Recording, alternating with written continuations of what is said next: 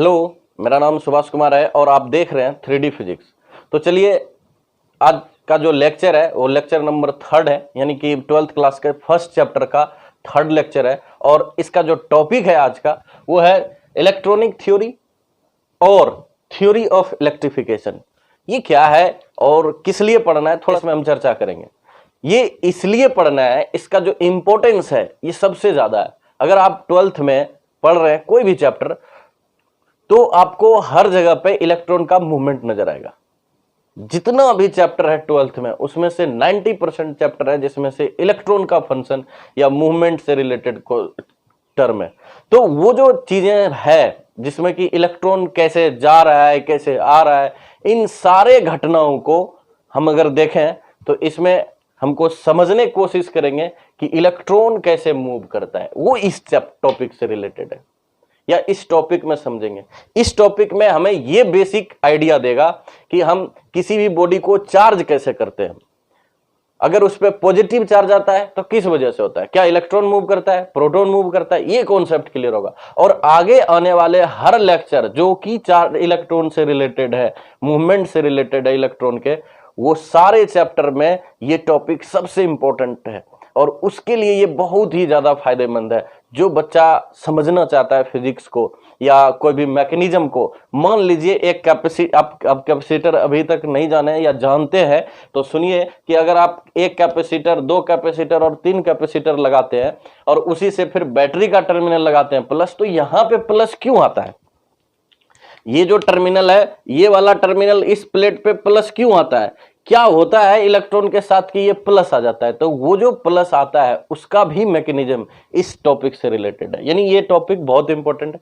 आप किसी भी बॉडी को चार्ज करते हैं, उसका 3 मेथड है। वो मेथड्स है रबिंग मेथड, जिसको हम कहते हैं फ्रिक्शन मेथड, दूसरा है इंडक्शन मेथड, तीसरा है कंडक्शन मेथड। तो इन तीनों मेथड में हम देखते हैं कि किसी भी बॉडी को चार्ज कैसे करते हैं। तो वो जो चार्ज करने का प्रोसेस है या उसके भीतर का जो मैकेनिज्म है, अगर आप उसको बढ़िया से समझना चाहते हैं तो आपको ये टॉपिक देखना एकदम नेसेसरी है और बहुत ही ज्यादा इंपॉर्टेंट है उसके लिए। तो ये चीजें, ये टॉपिक आज का वो आपके आने वाले हर लेक्चर को सपोर्ट करेगा। उसका समझ लीजिए कि ये हार्ट है, इसके बिना आप आने वाले लेक्चर्स को समझने की कोशिश नहीं कर सकते। यानी इसके लिए आपको ये देखना वीडियो बहुत जरूरी है। तो चलिए, इस वीडियो में हमने बताया कि ये कहां पे काम आएगा और ये कितना इंपॉर्टेंट है ये लेक्चर आगे आने वाले वीडियो के लिए या आगे आने वाले हर टर्म को ये मैकेनिज्म को समझाता है। मान लीजिए हम जानते हैं शुरू से कि एटम एक क्या है, इलेक्ट्रिकली न्यूट्रल होता है और उसमें ये भी हम जानते हैं कि इलेक्ट्रॉन प्रोटॉन की संख्या बराबर होती है। अब सोचिए कि किसी भी एटम पे कोई नेट चार्ज, जो ओवरऑल नेट चार्ज है वो 0 है, ठीक है, लेकिन इसके अंदर चार्ज का कण मौजूद है। ये बात हमने पिछले वीडियो में भी चर्चा किया। अगर कोई पदार्थ इलेक्ट्रिकली न्यूट्रल है तो फिर वो प्लस चार्ज हो जाए या माइनस चार्ज हो जाए, इसके लिए जिम्मेदार कौन है? क्या इलेक्ट्रॉन आगे अगर भाग जाए, निकल जाए, तो क्या बचेगा? एक प्लस बचता है, ये हो सकता है। तो बॉडी प्लस चार्ज हो जाएगा इलेक्ट्रॉन बाहर के जाने के वजह से। दूसरा प्लस एक और वजह से हो सकता था, मान लीजिए एक प्रोटॉन ही आ जाता है, एक प्रोटॉन आने से भी क्या हो जाएगा, एक एक्स्ट्रा प्लस अगर आ जाता है मान लीजिए इसमें, तो ओवरऑल तो न्यूट्रल था लेकिन एक एक्स्ट्रा प्लस आया, तो इस वजह से ये प्लस हो सकता है। तो इसमें से दोनों में से कौन घटना होता है? क्या इलेक्ट्रॉन बाहर जाने से प्लस होता है या प्रोटॉन अंदर आने से प्लस हो जाता है? तो अगर इन दोनों में देखें घटनाओं में, तो इनमें से कौन सही है? क्या इलेक्ट्रॉन भाग गया या प्रोटॉन आ गया? दोनों ही सूरत में पॉजिटिव होगा। तो इन पॉजिटिव होने का वजह असली क्या है वो इसमें हम चैप्टर में चर्चा करेंगे। और इसीलिए इसको बड़े आराम से देखिए, वीडियो को स्किप मत कीजिएगा। और जो भी बच्चा, सबसे इंपॉर्टेंट बात हमारे लिए है कि जो भी बच्चा सब्सक्राइब नहीं किए, कम से कम अभी सब्सक्राइब कर लीजिए, नहीं तो लास्ट में आप देखते देखते भूल जाइएगा और फिर नहीं कर पाइएगा।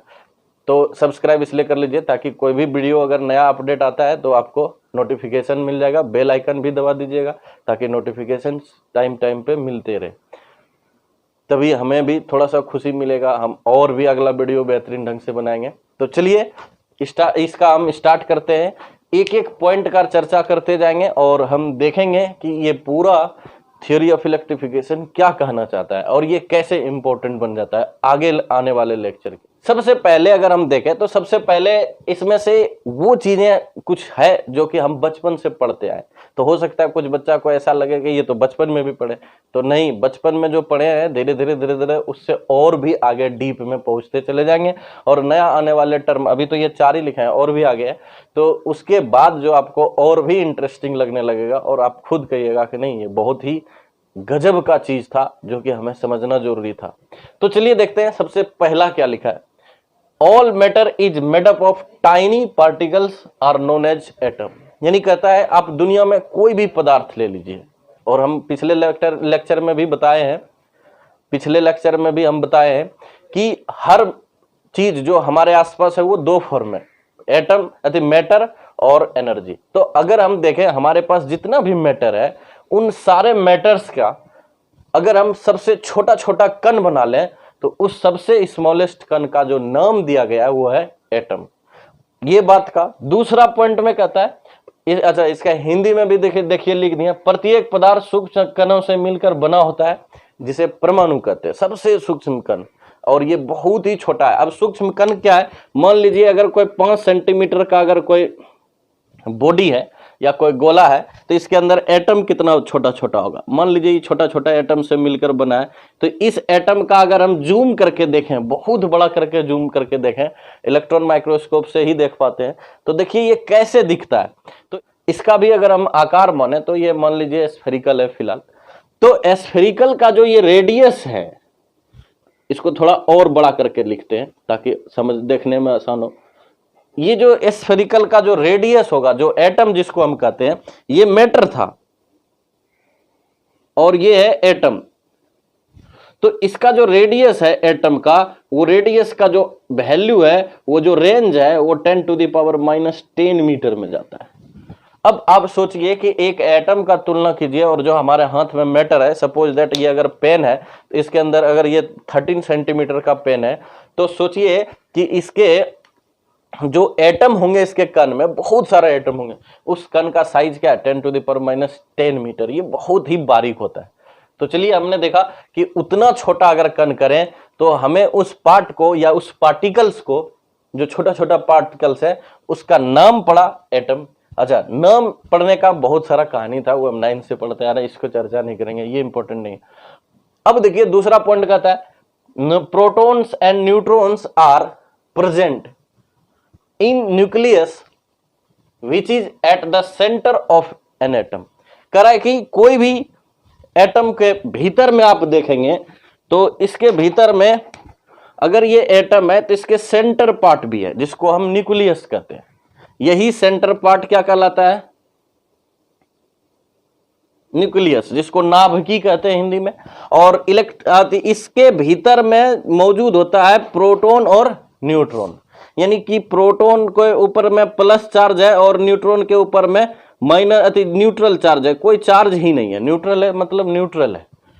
तो इस नाभिक में क्या क्या मौजूद है, प्रोटॉन न्यूट्रॉन, मतलब प्रोटॉन न्यूट्रॉन ही मौजूद है।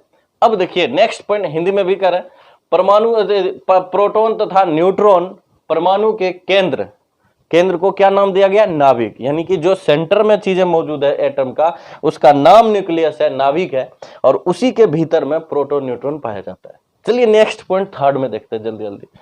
Electrons revolve around the nucleus in a fixed orbit. सबसे इंपॉर्टेंट बात है, ऑर्बिट फिक्स्ड होता है। अब ये चीज क्या कहता है,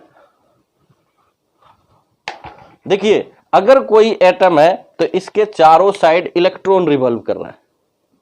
इस पे भी, ये भी जो थ्योरी सर्कुलर है, ये सर्कुलर नहीं है, लेकिन आगे हम चर्चा देखेंगे, केमिस्ट्री की बात है, हमें सिर्फ एक आइडियोलॉजी लेना है कि एटम किस तरह से होता है। तो इलेक्ट्रॉन रिवॉल्व कर रहा है एक ऑर्बिट में, दूसरा ऑर्बिट यहां पे है इलेक्ट्रॉन का, तीसरा ऑर्बिट यहां है, और ये बड़े कमाल का है। फिक्स्ड ऑर्बिट कहने का मतलब है कि इलेक्ट्रॉन, ये अगर कितनों ही एनर्जी इसको मिलेगा तो ये ऐसा नहीं कि इसका ऑर्बिट बढ़ जाएगा और ये इस तरह से करते हुए ये जहां मर्जी वहां रिवॉल्व करेगा। जैसे कि हम अर्थ के चारों साइड अगर सैटेलाइट को अगर लॉन्च करते हैं तो हम चाहें तो यहां भी घुमा सकते हैं और चाहे तो यहां भी घुमा सकते हैं। इसके वेलोसिटी कितना है उस पर डिपेंड करता है, और ये यहां पे भी घुमा सकते हैं, तो इसका मनचाहा ऑर्बिट बना सकते हैं। लेकिन एटम में, आइए एटम पे देखते हैं। एटम में ऐसा केस नहीं है कि जब चाहे तो इलेक्ट्रॉन को अगर हम हीट देना है, मान लीजिए एटम को अगर हम गर्म करना शुरू किए तो इसका इलेक्ट्रॉन को एनर्जी मिला और ये नीचे वाला ऑर्बिट से उठ के धीरे धीरे धीरे धीरे ऑर्बिट बढ़ाने लगा और फिर ये यहां आ गया, फिर ये यहां आ गया। तो मतलब इस हिसाब से तो इसका एटम का ऑर्बिट कहीं भी हो सकता है इस इलेक्ट्रॉन का। लेकिन ऐसा नहीं कर रहा है, ऐसा कहता है कि अगर ये इलेक्ट्रॉन की एनर्जी, देखिए कितना इंटरेस्टिंग चीज है इसमें। ये ऑर्बिट अगर हम बोल रहे हैं कि अगर इलेक्ट्रॉन इसमें सिंगल है तो अगर इसको एनर्जी देंगे तो ये फर्स्ट ऑर्बिट था, ये सेकंड, मान लीजिए थर्ड, तो ये जैसे ही इसको एनर्जी मिलेगा तब तक ये चुप बैठेगा मान लीजिए, और ये रोटेट करते रहेगा सिर्फ इसके अंदर, चाहे एनर्जी मिले ना मिले रोटेट तो करता ही है, रिवॉल्व करता है। अच्छा, ये रोटेट करते रहेगा, एनर्जी मिलते चला गया। जब इसको लगेगा कि हमारा एनर्जी इस ऑर्बिट के लायक बन गया है तो ये फटाक से कहीं से भी जंप मार जाएगा इसमें, एक अचानक। ऐसा नहीं कि ये धीरे धीरे ऑर्बिट बढ़ा के चला जाएगा और यहां पहुंच जाएगा, नहीं, ये अचानक जंप मारेगा और फिर ये इस जगह पर पहुंच जाएगा। और भी एनर्जी देते हैं तो ये अचानक इस ऑर्बिट में पहुंचेगा और यहां आएगा। अब इसकी जो रेडियस है वो रेडियस भी फिक्स्ड है। पहला ऑर्बिट का रेडियस कितना होना चाहिए, दूसरा ऑर्बिट का रेडियस कितना होना चाहिए, तीसरा ऑर्बिट का रेडियस का साइज क्या होना चाहिए। अगर ऐसा नहीं होता तो ये जिस तरह से अर्थ यानी कि ग्रेविटेशनल फोर्स एक्ट करता है किसी भी पिंड पर और वो रोटेट करता है अर्थ के चारों ओर सैटेलाइट लेके, तो उस तरह का कंडीशंस अगर होता तो ये कहीं भी ऑर्बिट हो जाता और रेडियस इसकी फिक्स नहीं होती।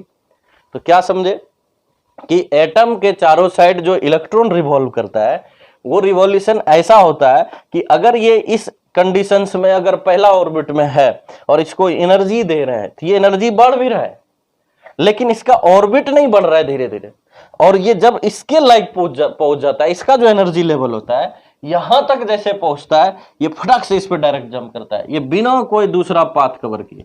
मतलब या तो इलेक्ट्रॉन इस ऑर्बिट में मिलेगा या तो इस ऑर्बिट में मिलेगा, या तो इस ऑर्बिट में मिलेगा, इसके बीच में कभी चांस नहीं है। वो एकदम बहुत ही फास्ट इससे सीधा जंप करके निकल जाता है दूसरे ऑर्बिट।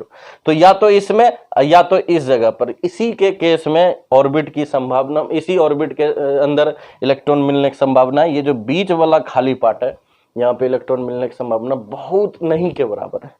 तो ये क्या समझे, यही कहलाता है कि एटम के चारों साइड इलेक्ट्रॉन फिक्स्ड ऑर्बिट में रिवॉल्व कर रहा है। चलिए नेक्स्ट पॉइंट देखते हैं। चलिए, the number of proton and number of electrons are equal, hence an atom is electrically neutral.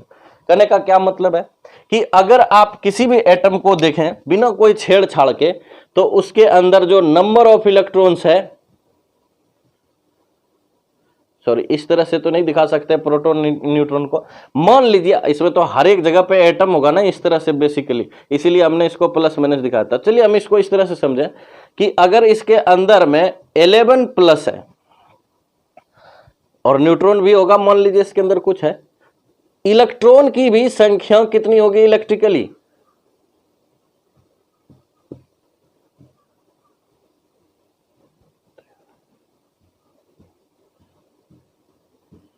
देखिए अगर इसके अंदर 11 प्लस है, प्रोटॉन है, तो और इसके साथ हमने कोई छेड़छाड़ नहीं किया तो ये कह रहा है कि इलेक्ट्रिकली न्यूट्रल होगा, क्योंकि 11 अगर प्लस है तो 11 माइनस भी होगा, यानी कि अगर ये प्रोटॉन की संख्या मान लीजिए तो ये इलेक्ट्रॉन की संख्या है, तो जितना इसमें प्रोटॉन होगा उतना ही इलेक्ट्रॉन की संख्या होगा, और ओवरऑल अगर नेट चार्ज देखेंगे तो इस पे 0 नजर आएगा।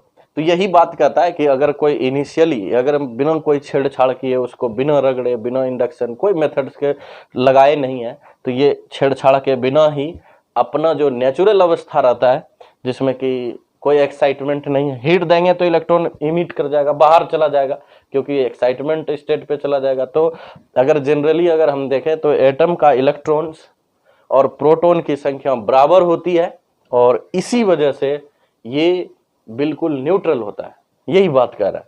तो हमने सीखा कि इलेक्ट्रॉन की संख्या प्रोटॉन की संख्या बराबर होती है। जब वो कब ऐसा होता है, जब वो ग्राउंड स्टेट में होता है, उसको साथ कोई छेड़छाड़ नहीं करते। अगर उसको गर्म करेंगे नॉर्मल अवस्था से तो वो चला जाएगा एक्स। तो चलिए हम देखते हैं पांचवा पॉइंट क्या कहता है। The electrons are present in outermost shell are loosely bond. कहता है कि जो इलेक्ट्रॉन्स सबसे बाहरी कक्षा में है, कहने का मतलब क्या है कि जो सबसे बाहरी कक्षा में, मान लीजिए ये न्यूक्लियस है और इसके दो ऑर्बिट हैं, पहला ऑर्बिट ये हो गया और ये दूसरा है।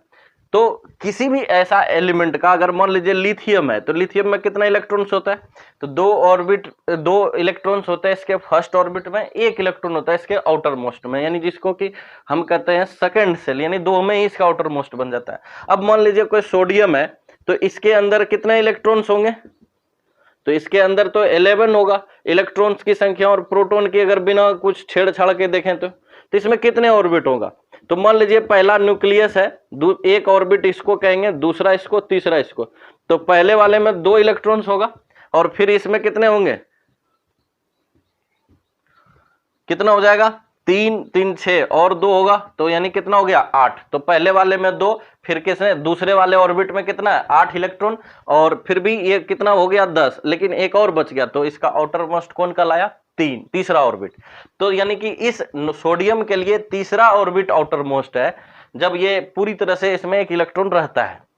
और लिथियम के लिए क्या है, जब न्यूट्रल होता है लिथियम, तो इसके लिए आउटर मोस्ट कौन सा हुआ, सेकेंड ऑर्बिट। तो सभी एटम का अपना अपना, एलिमेंट का अपना अपना आउटर मोस्ट होता है, और वो स्टेट पे होता है, किस स्टेट में, अगर उसका सबसे जो लास्ट वाला इलेक्ट्रॉन है, जो बाउंड्री है, यानी कि लास्ट बाहर वाला जो कक्षा है, उसी को आउटर मोस्ट कहते हैं। तो कहता है कि electrons are present in outermost shell are loosely bound. कहता है, अब देखिए इसमें क्या कर रहा है कि इस इलेक्ट्रॉन का जो संपर्क है, या जो इसका बॉन्ड है, फोर्स से जो बंधा है न्यूक्लियस से, इसके तुलना में, किसके तुलना में, जो सेकेंड वाला या फर्स्ट वाला जो इलेक्ट्रॉन है, इसका बंधन और इसका बंधन दोनों में से इसके साथ कमजोरी से बंधा है। मतलब ये बड़ा आसानी से बाहर जा सकता है, ये नहीं, फर्स्ट ऑर्बिट का नहीं, ये सब चला जाएगा तब जब ये फर्स्ट बाहर निकलेगा, मतलब ये सब खाली हो जाएगा, तो आउटर मोस्ट तो ये हो जाएगा। अब मान लीजिए ये इलेक्ट्रॉन चला गया, तो इसके लिए तो आउटर मोस्ट ये हो जाएगा ना, लेकिन वो एक्साइटेड स्टेट पे चला जाएगा एटम। तो सवाल सिंपल है कि आउटर मोस्ट कौन सा है, फिलहाल अभी सोडियम का, न्यूट्रल सोडियम जो है एटम, उसका क्या है, थर्ड ऑर्बिट है। थर्ड ऑर्बिट में एक इलेक्ट्रॉन बना हुआ है न्यूक्लियस से, तभी तो ये घूम रहा है। तो अगर ये जो बंधन है, और फिर अगर हम इसकी तुलना करें फर्स्ट ऑर्बिट वाला इलेक्ट्रॉन के बंधन से, तो कमजोर होता है कौन सा, आउटर मोस्ट में। देखिए अब अगर हम देखें, ये इंसुलेटर है, ये कंडक्टर है, तो इंसुलेटर का एटम जो है, उसका जो ऑर्बिट पे इलेक्ट्रॉन है आउटर मोस्ट में, ये भी न्यूक्लियस से बंधा है, और ये भी न्यूक्लियस से बंधा है आउटर मोस्ट। अब दोनों में भी थोड़ा सा अंतर है, इसका इलेक्ट्रॉन ज्यादातर फ्री रहता है, और ये फ्री होने का मतलब है एक एटम अपने एटम को छोड़ के दूसरे एटम के ऑर्बिट पे जाता है, और इसका इलेक्ट्रॉन भी इसी तरह से मूव करता है। तो मतलब समझिए कि ये गांव का एक सदस्य है, और जिसमें कई घर है, तो एक सदस्य जो है एक घर से दूसरे घर में जा रहा है, तीसरे घर में जा रहा है, चौथे घर में जा रहा है, इसका भी आदमी आ जा रहा है। तो इस तरह के कंडीशंस जब फुलफिल कर लेता है इलेक्ट्रॉन, लेकिन अब सवाल क्या है कि इस ऑर्बिट से मूवमेंट इस ऑर्बिट पे तो हुआ, लेकिन इस एटम यानी कि मैटर का जो बाउंड्री है, जहां तक मैटर है, उस मैटर से ये आचार बाहर नहीं निकल जाएगा, और मतलब समझ लिए उस गांव से बाहर नहीं चला जा रहा है, घर बाय घर तो जा रहा है, लेकिन जैसे ये बाहर आएगा उसके लिए हमको इसको ताकत देना पड़ेगा, वो फिर भी वो फंसा हुआ है। अब यहां तक तो आ जाता है, लेकिन ये बाहर नहीं निकल पा रहा है, तो उतना निकालने के लिए जो हम बाहर से ताकत दिए, या इसको हमने हीट दिया या ऊर्जा दिया कोई भी रूप का, वो ऊर्जा अब क्या करेगा, इस ऑर्बिट से भी, तो ऑर्बिट में तो फ्री था ही कंडक्टर में, अब ये सरफेस को भी पार कर जाएगा, और जब ये सरफेस को पार कर जाएगा, तो यानी कि उस एनर्जी को जो हमने सप्लाई किया यहां पे, जिससे ये बाहर चला गया, उस एनर्जी को ही क्या कहते हैं, वर्क फंक्शन। मान लीजिए अगर ये कंडक्टर होता, प्लास्टिक है ये, अगर ये कंडक्टर होता, एल्युमिनियम का होता, तो इस जगह का इलेक्ट्रॉन इस जगह पहुंच रहा होता, लेकिन ये इस सरफेस से बाहर नहीं जा रहा होता। तो इसका मतलब क्या है, इस मटेरियल का जो सरफेस है वहां तक भीतर में पूरा मूव कर रहा है, एक एटम से दूसरे एटम पे जा रहा है इलेक्ट्रॉन, क्योंकि वो कंडक्टर है, लेकिन वो सरफेस को जंप नहीं कर पा रहा है। तो जो सरफेस से जंप कराने के लिए भी हल्का ताकत चाहिए, वो ताकत जो हम सप्लाई करेंगे, चाहे वो किसी भी फॉर्म में हो, सन के लाइट से भी कोई कोई मटेरियल से जंप हो जाता है, कम एनर्जी रहता है, किसी में ज्यादा एनर्जी सरफेस से बंधा रहता है, तो वो उसमें थोड़ा और ज्यादा एनर्जी की जरूरत होती है। तो उसमें भी कई तरह का हम देखेंगे, ये डुअल नेचर में इस तरह का कॉन्सेप्ट नजर आएगा। हमें क्या चाहिए कि जो एनर्जी रिक्वायर्ड हुई, चाहे वो गर्म करके हुआ, लाइट सन के लाइट से हुआ, या इलेक्ट्रिक फील्ड में रख दे तब भी ऐसा केस हो जाए, तो उस कंडीशंस में जो जितना एनर्जी रिक्वायर्ड हुआ उसको बाहर निकालने के लिए सरफेस से, उसको वर्क फंक्शन कहते हैं। अब तो आपको एक चीज समझ में आ गया होगा कि अगर हम इसको ऊर्जा दें तो इलेक्ट्रॉन बाहर जाएगा, और जैसे इस एटम पे पहले न्यूट्रल था, अब इलेक्ट्रॉन बाहर चला गया, तो ये एटम पूरा पूरा क्या होगा, चार्ज हो जाएगा। और यही कॉन्सेप्ट हम देखते हैं कि इसमें जो मेथड्स है हमारा 3 चार्जिंग करने का, उसमें ये नजर आएगा। तो आपका यहां का मैकेनिज्म वहां काम आएगा। तो चलिए हम इसमें देखते हैं। अब ये अगला पॉइंट जो कह रहा है when an atom loses the electrons then the atom gets positively charge and its mass decreases. ये सबसे इंपॉर्टेंट है, इससे एक सवाल भी पूछता है हर साल ऑब्जेक्टिव के रूप में, वो भी हम चर्चा करेंगे क्या पूछा जाता है। कई बार ऐसे क्वेश्चन आ रहा है बार बार कि मास डिक्रीज होगा कि इंक्रीज होगा, उस तरह का एक ऑब्जेक्टिव क्वेश्चन है, इससे डील हो जाएगा। कह रहा है कि when an atom loses the electrons then the atom gets positively charge. Simple सा बात है। अब देखिए कह रहा है कि मान लीजिए ये लिथियम का एटम है, तो लिथियम के एटम में 2 इलेक्ट्रॉन्स भीतर में होते, पहला ऑर्बिट वाले को, दूसरा ऑर्बिट में एक सिंगल इलेक्ट्रॉन है। तो देखिए इस लिथियम को अगर हम सिंपल बात से तरीके से लिखें तो इस पे कोई चार्ज नहीं, न्यूट्रल है। यहां पे हमारा 6 पॉइंट में कहता है कि एक एटम अगर लूज करता है इलेक्ट्रॉन तो वो एटम पर पॉजिटिव चार्ज एक्वायर हो जाएगा, आएगा नहीं, एक्वायर हो जाएगा, अपने आप पॉजिटिव चार्ज उभर जाएगा।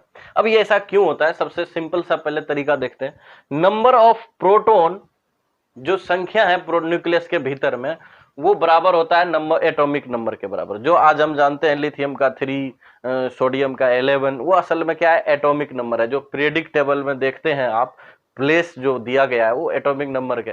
तो एटॉमिक नंबर किसके बराबर लिया गया, नंबर ऑफ प्रोटॉन बराबर क्या है, एटॉमिक नंबर। अब सवाल क्या है कि क्या नंबर ऑफ इलेक्ट्रॉन का को भी हम एटॉमिक नंबर कह सकते हैं।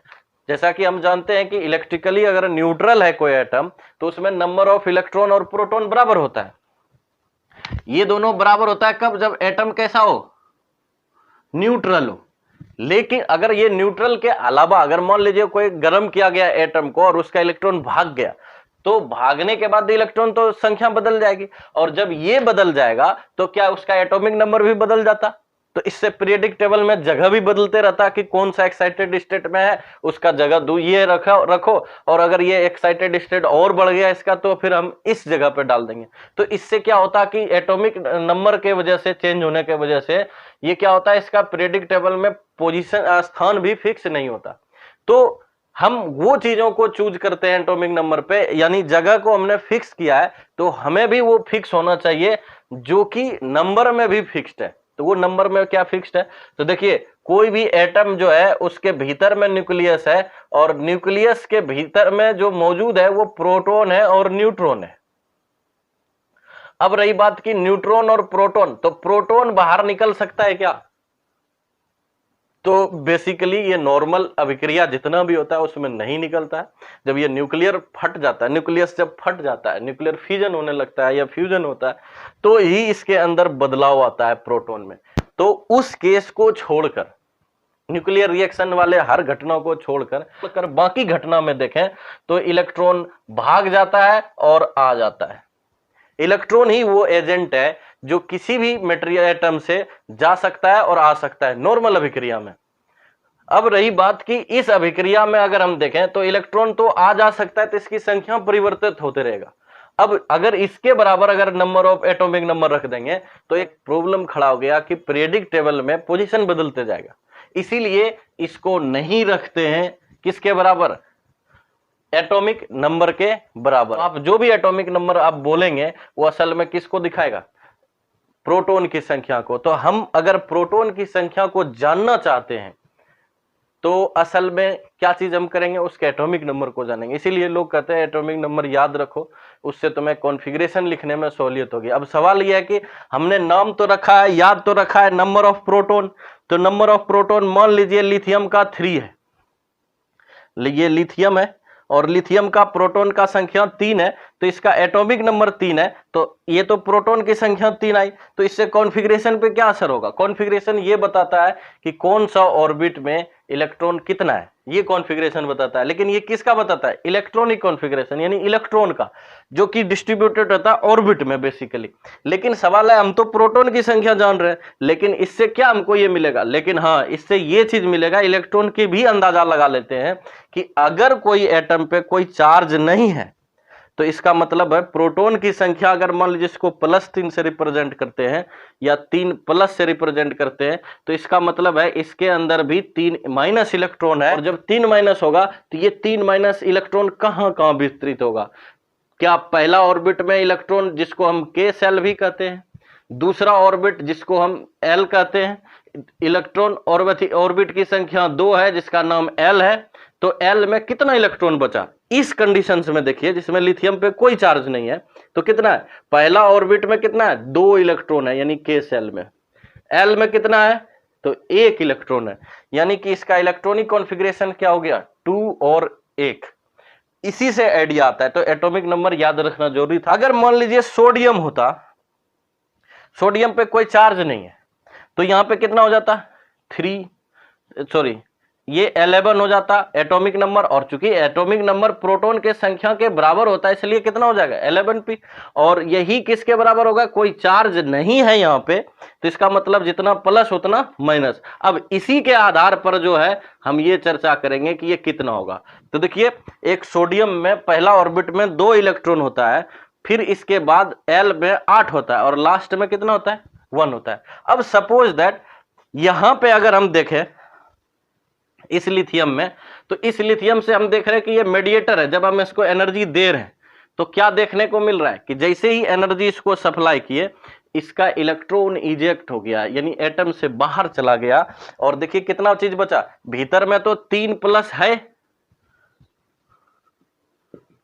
और इसमें भी, इसके भीतर में भी 3+ रह गया, लेकिन इलेक्ट्रॉन फाइनली कितना हो गया? 2। तो अब यहां पे बड़ा सिंपल तरीके से देखिए कि अगर ये लिथियम को चार्ज कर देते हैं, लिथियम पे क्या लिखते हैं? लिथियम पे अगर हम +1 लिखते हैं, तो इसका मतलब प्रोटॉन की संख्या तो फिक्स है, एटॉमिक नंबर तो फिक्स रहेगा, प्रोटॉन की संख्या भी फिक्स होगी, लेकिन इलेक्ट्रॉन की संख्या कम होगी। तो यहां पे 2 ही माइनस होगा। वहां पे देखिए, यहां पे देखिए 3 प्रोटॉन की संख्या और वही एटॉमिक नंबर 3 है, लेकिन इलेक्ट्रॉन कितना बच गया? मात्र 2। तो यहां पे 2 इलेक्ट्रॉन है। अच्छा, ये कौन सा ऑर्बिट में है? तो सिर्फ k वाले में, यानी फर्स्ट सेल में है, और सेकंड सेल में कुछ है ही नहीं। तो यानी सेकंड सेल में इसका अब इलेक्ट्रॉन रहा ही नहीं, वो भाग गया और गायब हो गया, और इस पे कितना चार्ज छोड़ के चला गया? प्लस। तो अब एक चीज देखिए, इसके बाद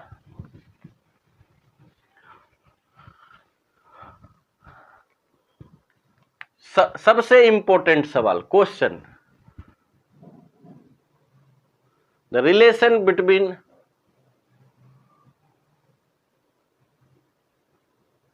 देयर मासेस।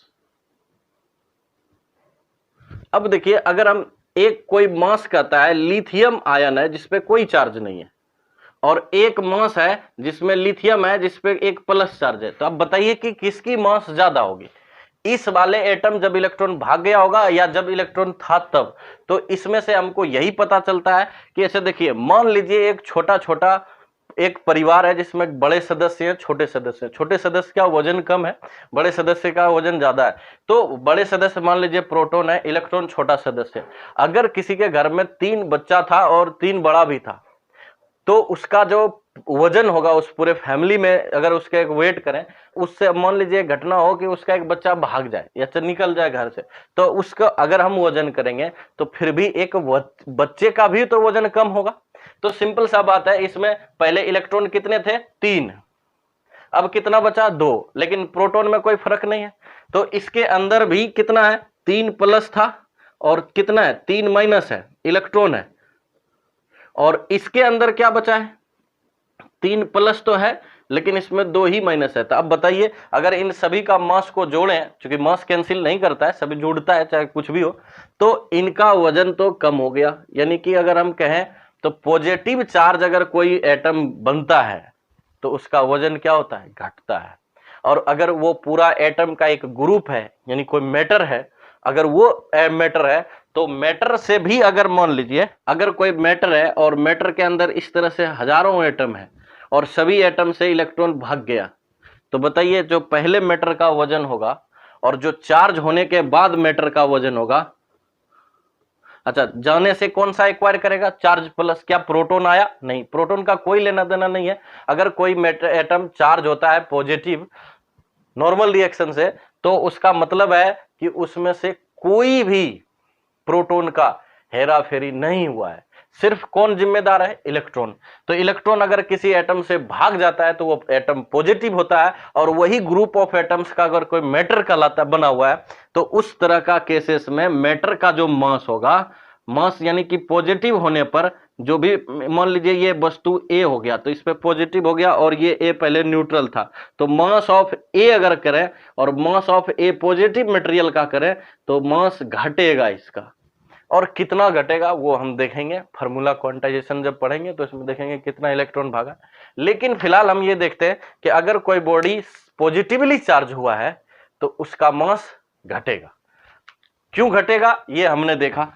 अब नेक्स्ट देखिए लास्ट टॉपिक जो इसका है, अब देखिए सातवां पॉइंट कहता है when an atom gains the electron, कहता है जब कोई एटम यानी कि जब कोई परमाणु इलेक्ट्रॉन को ग्रहण करता है यानी प्राप्त कर लेता है या ले लेता है, रिसीव करता है, then the atom gets negatively charge, तब परमाणु ऋणात्मक आवेशित हो जाता है एंड इट्स मास इंक्रीजेज, और इसका द्रव्यमान बढ़ जाता है। तो जो हिंदी मीडियम बच्चा है वो लिख लीजिए जो बोल रहे हैं। कह रहा है कि जब कोई परमाणु इलेक्ट्रॉन ग्रहण करता है तो उस पे ऋणात्मक आवेशित हो जाता है और उसका द्रव्यमान घट जाता है। सिंपल सा बात देखिए कैसे समझना है। मान लीजिए ये एक एटम है, 3 स्टेट दिखाते हैं। देखिए अगर कोई ऑक्सीजन है तो ऑक्सीजन में कितना इलेक्ट्रॉन होगा, एटॉमिक नंबर होगा सबसे पहला। तो अगर कोई ऑक्सीजन एटम है तो ऑक्सीजन में कितना एटॉमिक नंबर होगा, एटॉमिक नंबर इसका 8 होगा। 8 है तो इसका मतलब नंबर ऑफ प्रोटॉन कितना है, ई प्लस को अगर नोटेशन दे तो प्रोटॉन भी कितना संख्या में 8 है। देखें जितना एटॉमिक नंबर है उतना ही क्या है, प्रोटॉन की संख्या। ये एक आइडिया आया।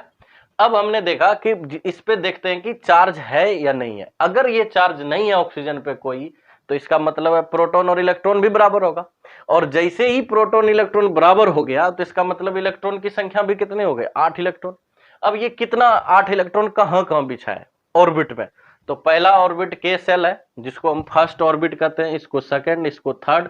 तो ये सेल की संख्या को दिखाता है। क्या दिखाता है, सेल की संख्या। तो सेल में एक में के में 2 इलेक्ट्रॉन है और बचा कितना इससे 6।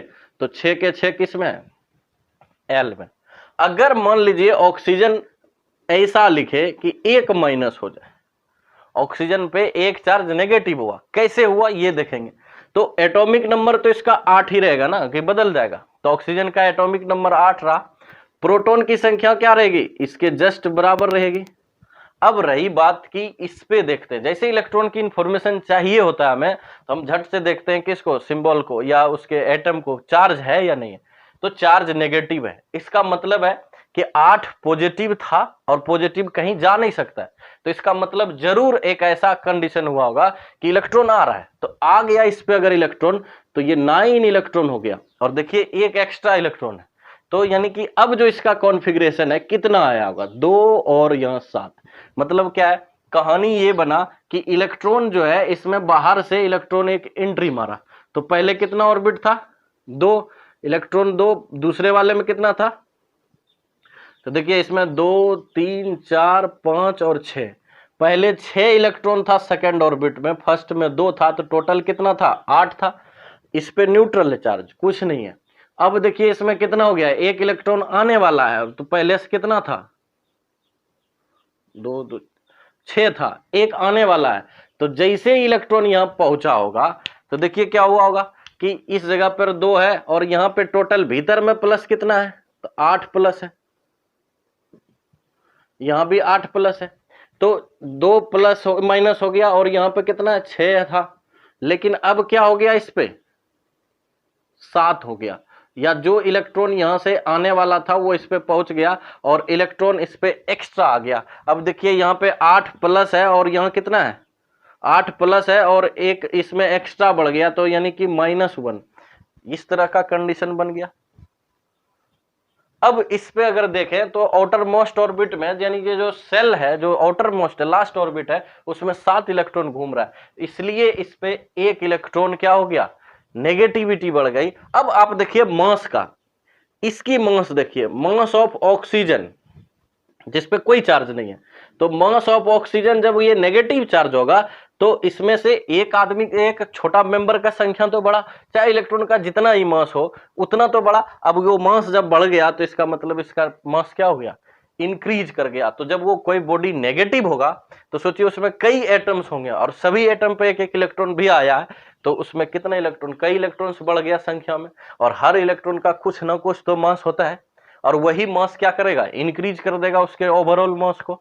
तो यानी कि जब कोई बॉडी चार्ज होगा नेगेटिव तो उसका मास क्या होगा, बढ़ेगा, और जब चार्ज होगा पॉजिटिव तो उसका मास घटेगा। अब एक आईक्यू वाला सवाल है कि मान लीजिए कह दे कि कोई वस्तु आवेशित हुआ है, क्या कह रहा है, कोई वस्तु आवेशित हुआ है, तो उसका ऑप्शनल क्वेश्चन में है कि मास घटेगा, ए, बी में क्या है, मास बढ़ेगा, सी में है कि घट भी सकता है बढ़ भी सकता है, डी में नन ऑफ दीज। अब बताइए कौन सा ऑप्शन होगा। तो सवाल सिंपल है कि वस्तु आवेशित हुआ है, हमें ये नहीं कहा है कि प्लस हुआ है कि माइनस हुआ है। अब सवाल ये, अगर प्लस होता तो क्या होता, घटता, अगर नेगेटिव होता तो बढ़ता। अब सवाल है सिर्फ आवेशित हुआ है, तो कुछ भी हो सकता है, तो इसका मतलब है कि इसका द्रव्यमान घट भी सकता है बढ़ भी सकता है। ऑप्शन नंबर सी लॉक कर दीजिए। कहने का मतलब सिंपल है। अब देखिए जरा सा इसको अगर हम देखें, इसी तरह से सारा कहानी आगे चलेगा, हम बीच बीच से किसी को उठाए जिसमें दिखाने में सहूलियत हो, ऐसा नहीं कि एक से स्टार्ट क्यों नहीं किए, तो ऐसा नहीं सोचिएगा। इसमें हम जो सहूलियत से आसानी से समझ सके उसको कीजिएगा, और बाकी तो आप घर पे कर सकते। तो मान लीजिए मैग्नीशियम है, मैग्नीशियम में 12 प्रोटॉन है, तो 12 कितना होगा, 12 अगर एटॉमिक नंबर है तो 12 प्रोटॉन भी होगा। चूंकि इस पे कोई चार्ज नहीं है तो इसका मतलब क्या होगा, 12 क्या हो जाएगा, इलेक्ट्रॉन भी, और इसको दिखाएंगे 2 8 10 हो गया, और ये एल एम में चला गया, कितना इलेक्ट्रॉन, 2 लास्ट। और तो इसमें आउटर मोस्ट कितना ऑर्बिट है, आउटर मोस्ट ऑर्बिट कौन सा है, तो एम ऑर्बिट है, यानी तीसरा ऑर्बिट आउटर मोस्ट कहलाएगा।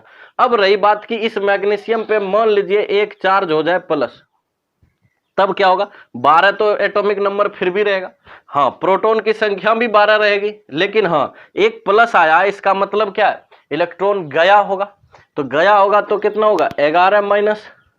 अब ऐसा नहीं कि इसको 12 प्लस कर दीजिए, इसको एक प्रोटॉन ले आइए और 13 कर दीजिए, नहीं, प्रोटॉन तो आ नहीं सकता नहीं जा सकता है, सवाल सिंपल सा है। अब इसका क्या हो जाएगा, 2 8 और क्या हो जाएगा 1। अगर कोई कहे कि mg पर एक और इलेक्ट्रॉन भगा दीजिए, 2 माइनस प्लस हो जाएगा, तो 12 तो रहेगा इसमें, और यहां भी कितना रहेगा 12 प्लस, और यहां क्या हो जाएगा 10 प्लस, क्योंकि 2 का अंतर होगा, तो यहां क्या रहेगा 2 और 8। अब देखिए इसका आउटर मोस्ट कौन सा बन गया, एल सेल बन गया, यानी सेकंड सेल बन गया। तो कहने का मतलब क्या है कि इसी तरह प्रोसेस चलता है। तो अल्युमिनियम भी अगर कोई कह दे कि अल्युमिनियम में 3 प्लस है, तब क्या कहिएगा, तो अल्युमिनियम का 13, इलेक्ट्रॉन प्रोटॉन की संख्या भी 13, लेकिन इलेक्ट्रॉन संख्या क्या होगी, इससे 3 कम होगा, क्योंकि 3 प्लस चार्ज हो गया है, तो यानी कि 10 हो गया, और इसका कॉन्फ़िगरेशन क्या हो जाएगा 2 8। इसी तरह से क्लोरीन माइनस वाला कॉन्सेप्ट में देखिए, कुछ प्लस दिखा दिए कुछ माइनस, इसलिए दिखा रही है चार्ट। तो देखिए मान लीजिए इसका 17 प्रोटॉन की संख्या होगी, क्योंकि इसका एटॉमिक नंबर 17 है, क्लोरीन का 17 एटॉमिक नंबर है, तो 17 प्रोटॉन होगी। अब चूंकि ये न्यूट्रल है, कोई चार्ज नहीं है, तो माइनस भी कितना होगा 17 इलेक्ट्रॉन होगा। अब इसको दिखाएंगे कैसे, 2 8 और क्या 7, तो 7 किस में चला गया, एम सेल में। लेकिन अगर जैसे ही क्लोरीन पे माइनस चार्ज आ जाए, तो देखिए 17 तो रहेगा इसके अंदर एटॉमिक नंबर, प्रोटॉन की संख्या कितनी हो जाएगी 17 रहेगी, अब रही बात इलेक्ट्रॉन, इलेक्ट्रॉन सतह नहीं हो सकता है क्योंकि एक माइनस हुआ तो इलेक्ट्रॉन ग्रहण किया एटम, और जब ग्रहण किया तो इलेक्ट्रॉन की संख्या क्या हो गई 18। अब इसको कैसे लिखेंगे 2 8 और 8। तो देखिए हमने आज जो सीखा वो बड़ा सिंपल सा था कि एटम से इलेक्ट्रॉन आसानी से नहीं निकलता है सभी एटम से।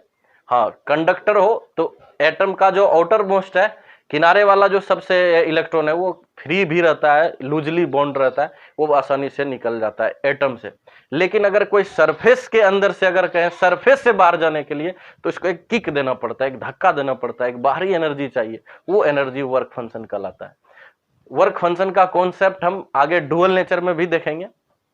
उसके बाद हमने देखा कि अगर कोई एटम से इलेक्ट्रॉन भाग जाता है तो वो एटम पॉजिटिव चार्ज होता है, और चूंकि एक मेंबर चला गया तो उसका भी कुछ मास था तो वो लेके चला गया तो उसका मास घट जाएगा। और अगर कोई एटम पे इलेक्ट्रॉन आता है तो वो मास लेके आता है एजेंट, चाहे वो इलेक्ट्रॉन का मास क्यों ना हो, चाहे कितना ही छोटा क्यों ना हो, वो लेके आया, और लेकर जब आया तो उसका मास बढ़ गया। तो यानी कोई बॉडी पॉजिटिव चार्ज होगा तो मास घटेगा, कोई नेगेटिव चार्ज होगा तो मास बढ़ेगा। और अगर कह दे कि कोई बॉडी चार्ज हुआ है तो भाई पता नहीं कि वो मास पॉजिटिव हुआ है कि नेगेटिव, इसका मतलब है ऑप्शन यही वाला होगा कि वो घट भी सकता है बढ़ भी सकता है। तो चलिए आज का जो टॉपिक है वो बड़ा क्लियर हो गया कि कैसे सिर्फ इलेक्ट्रॉन जिम्मेदार है किसी बॉडी को चार्ज करने के लिए, वो भी कब, सिर्फ वो केस में जब न्यूक्लियर नहीं हो रहा होगा, न्यूक्लियर रिएक्शन नहीं हो रहा होगा।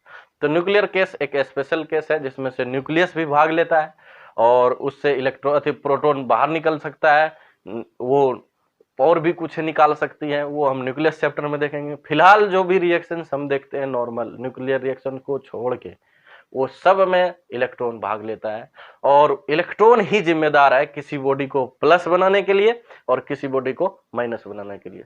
तो तब तक के लिए धन्यवाद। आज का लेक्चर यहीं खत्म होता है, अगला लेक्चर में फिर से हाजिर होते हैं। धन्यवाद।